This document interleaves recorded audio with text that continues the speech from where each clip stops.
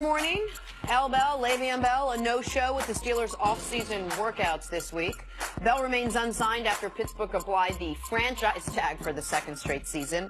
The Steelers and Bell have until July 16th to work out a long-term deal. This was the same exact script I read last year with the same words and everything before we even had a show, CC. I was sitting in my living room just saying this to myself. CC, any cause for concern here? Last year, I wasn't tired of this story, though. This year, I'm tired of it. Okay, honesty. I like your honesty. It is. No, I didn't expect him to be in the off-season workouts now. I will be surprised if he misses all the OTAs and everything as we get later into the summer. I believe he should participate in some of those. But signing the franchise tag, when you put the franchise tag on a player, you know that this is one of the things that are available, that they're not going to show up for the off-season training. And until he signs the franchise tag, the Steelers have no financial obligation to him. Once he signs it, that money's full and guaranteed.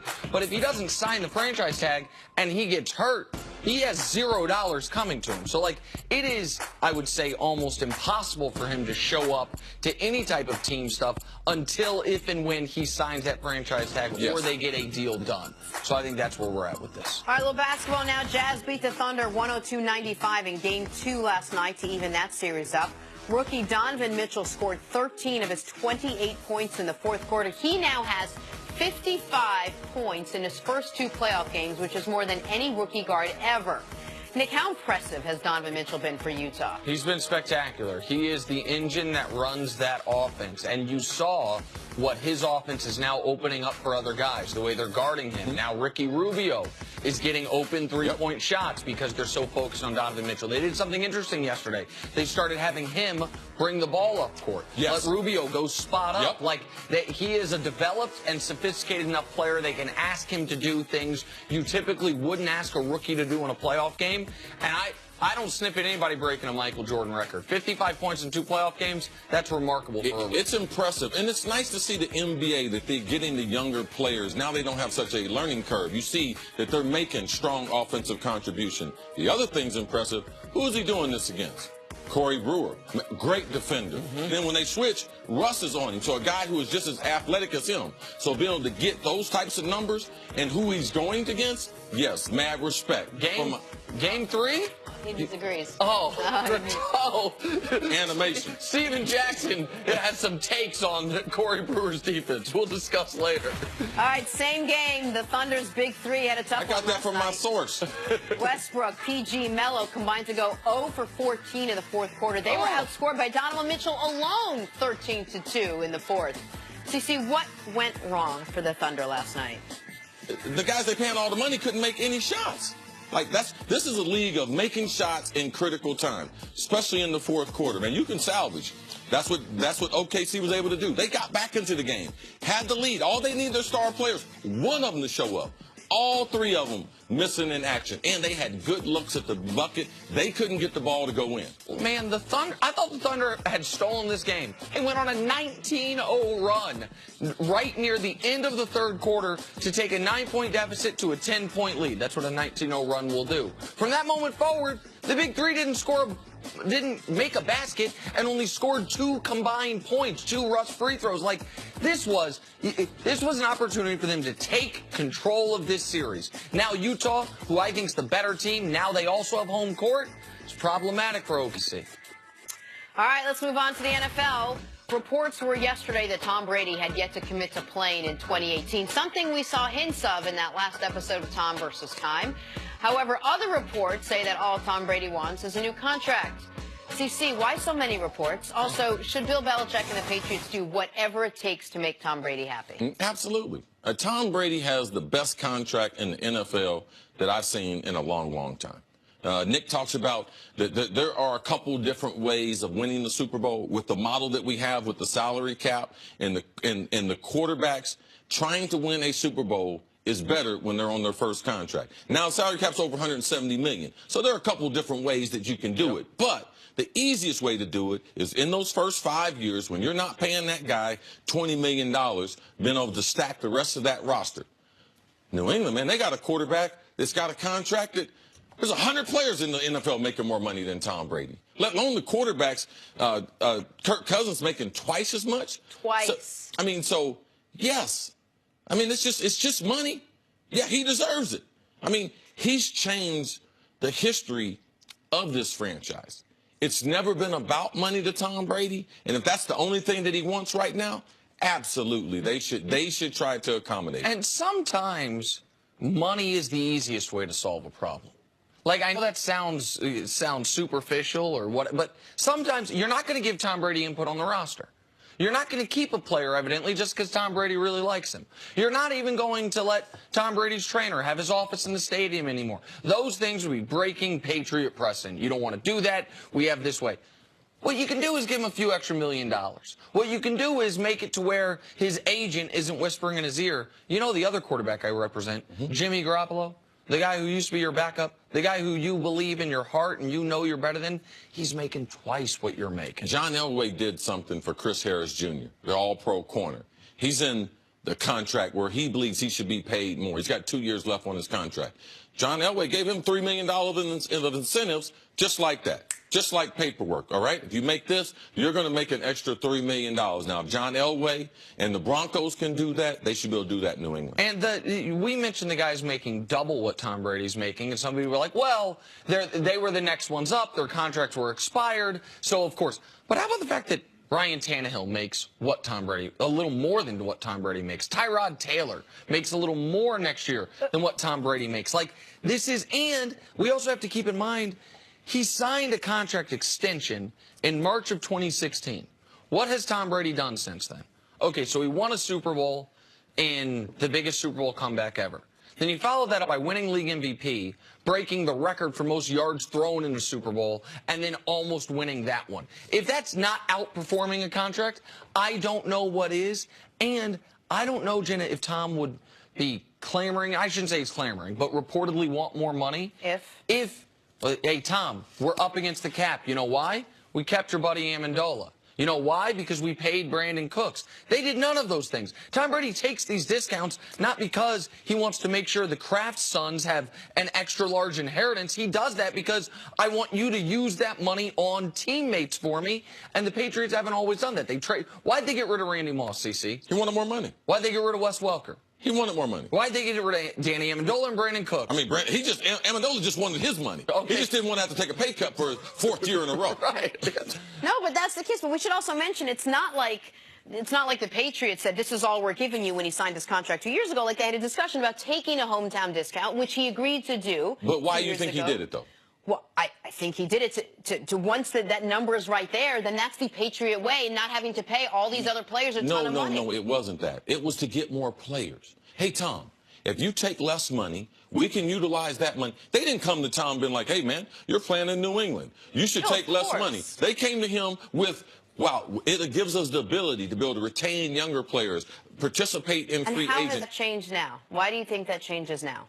Because they haven't, the last off, listen, you know when there wasn't talk about Tom Brady wanting more money? When he was coming off the Super Bowl last offseason. You know why? Because what did the Patriots do that offseason? They went and got an expensive receiver in Brandon Cooks. They weren't letting these guys go. Like, they've let guys walk out the door. Go ahead, Steve. I know that there's, when you get in situations like this and you're deciding if you're going to play, the person you're partnered with, they have an input in that.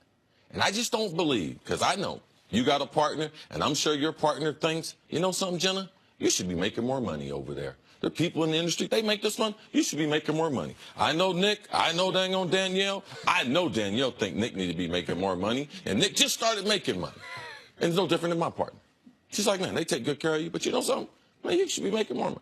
Everybody thinks their partner should be making more money. And I think Giselle thinks the same thing. And by the way, especially when your partner in that example, Giselle, is the highest paid in her field. Like, just sit on that for a second. She gets paid more money than any other model. Right. And so she's not taking hometown discounts, and she's not getting hit for a living. So I understand. And it's been she's not looking forward to Tom Brady playing more football either. And one last point on this before we move on. There was an unsaid part of Tom Brady's last contract he signed, that extension. And that was, you are about to be 40. The play, we don't have to force you out the door if your play declines a little bit because you're making $25 million. Well, the play didn't decline. He just won an MVP. So like that, all of those things lead to, if I were him, yeah, I'd want a little more money. Sounds like there's a mutiny in our hand. Dear management, we're okay. We'd love more, but we're happy, right? I'm good, man. I got no complaints. I don't know what he's talking about. Just started making money. Just started making, like, I mean, I've been gambling for a long time. Well, I'm going to tell y'all, represent your own feelings, okay? Don't speak for CC. Don't speak for me. Don't be, oh, I knew what he was going to say. No, you don't. Hey, someone remind me the next time I'm at the gym working out with LeBron James. I would love to sleep with. Accuse him of being aggressive enough, not being aggressive enough, whatever, that joke worked or didn't, who cares? Which some did after the Cavs lost Game 1 to the Pacers. And last night in Game 2, well, let's see. LeBron scored the first 16 points for the Cavaliers in 6 minutes. The most by any player in the first 6 minutes of a playoff game in the last 20 seasons. Oh, really? Yeah, and the Cavs won, Nick, but only barely. The series now tied at 1 game apiece. So, Nick, you're shell-shocked by the happenings of last night's game. What does it mean for the Cavs that they barely won despite LeBron's incredible game? Let me talk about the latter part of that question first quickly. The incredible, that was the best start of a game in LeBron's 1,300 game career. That was the best start of a game for one of the unanimously considered 3 greatest players ever. The way he had scored 16 points before the Pacers had scored 1 basket. And when you look at the totality of the game, he went 46, 12, and 5. If we knock that to 45, 12, and 5, that in a playoff game has been done in recorded NBA history 3 times. Twice by LeBron, once by every other player that's played in the league combined. If we knock it down even further, 40, 10, and 5. That was his 10th version of that. Second most on that list is Michael Jordan and Shaquille O'Neal with 4 apiece. So LeBron, even by LeBron standards, was extra remarkable last night, which now, to answer your question, is the level of concern. Despite all that, Victor Oladipo, CC, wide open 3 to tie the basketball game. And LeBron, after the game, before he had some really heartfelt comments about the passing of Greg Popovich's wife, which was a tragic story in the NBA last night, his first comments in the postgame press conference were about that Victor Oladipo wide open 3 and the defensive breakdown between JR and Kyle Korver and how disheartened he was by that. See, they needed every last bit of that epic performance by LeBron to escape with that basketball game. That's where the concern for the Cavs comes, and it's legitimate. Oh, you should be concerned. If LeBron's got to go 46, 12, and 5, and you're barely pulling out a game against the Pacers at home, I mean, man, this to me, this is why this will be the hardest run that LeBron's gone through the playoffs. We've seen how he had to play in game number 2. They're going to Indiana. He's still got to play that way. He's still got to have that same mentality because there are not enough players on the Cavs that you can depend on. Now, the Cavs, they have the oldest roster in the playoffs. But they got 3 rotation guys. They only played in a couple playoff games. So this is how LeBron's going to have to play. So there's a tremendous amount of pressure on him. If you're a Cavs fan, you should be concerned. Is it that the rest of the team hasn't figured out how to play together because they have not had a starting rotation play together at length? Or is it that they're just not good? Well, I don't want to say they're not good because it's insulting to the guys and what they've accomplished, but they are certainly not proven playoff performers.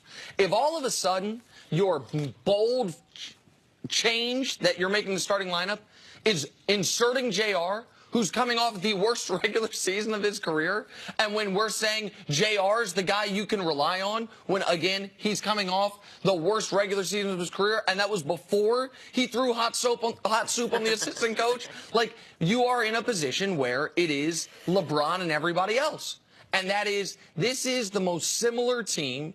He has not been on a team like this since he got to Miami, like since before he went to Miami the first time, where what is the path to victory? When he was in Miami, there was always the chance, especially the first few years, D-Wade's going to have a great game. The last 3 years, we've seen Kyrie.